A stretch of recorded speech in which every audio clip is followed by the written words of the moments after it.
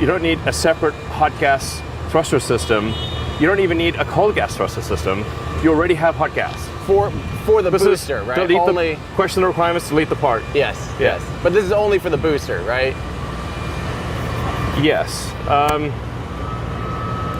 Although arguably, now you mention it, we might be wise to do this for the ship too. I'd say that's like one of the biggest improvements that we've made. I gotta admit, that was when you were talking about that last time, and I kept thinking about literally, it was literally occurred to me in real time. It occurred to me while I was explaining it to you. I was like, wait, what are we doing?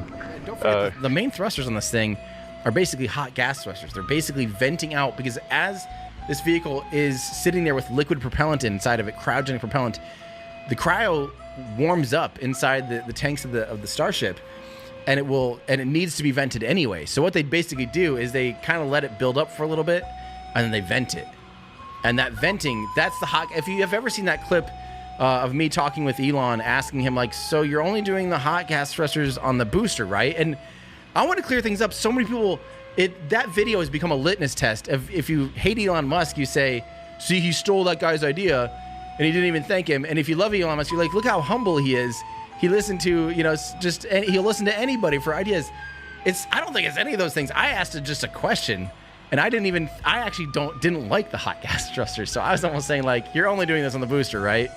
And my sincere thing was like, right, you're not going to bother with that on the ship.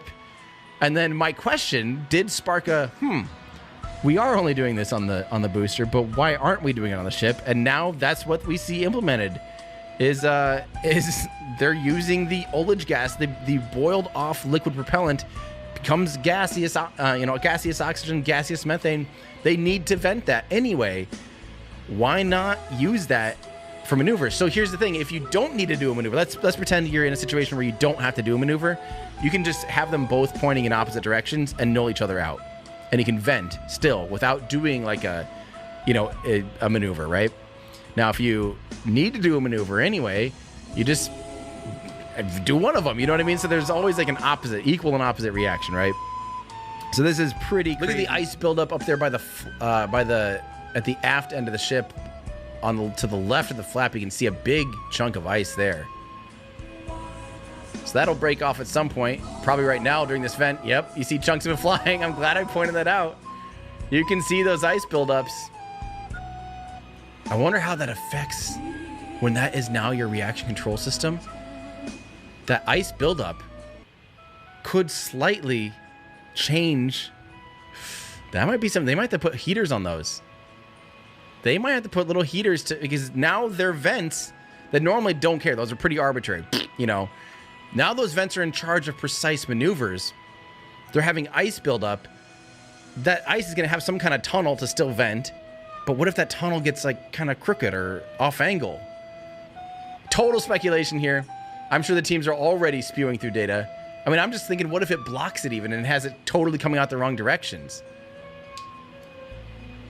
This is, there's a lot of ice on this vehicle. When it has this many vents, using vents that are from the cold gas thrusters, or that are hot gas thrusters going from gaseous methane, gaseous oxygen, you're going to see a lot of buildup of ice around those vents.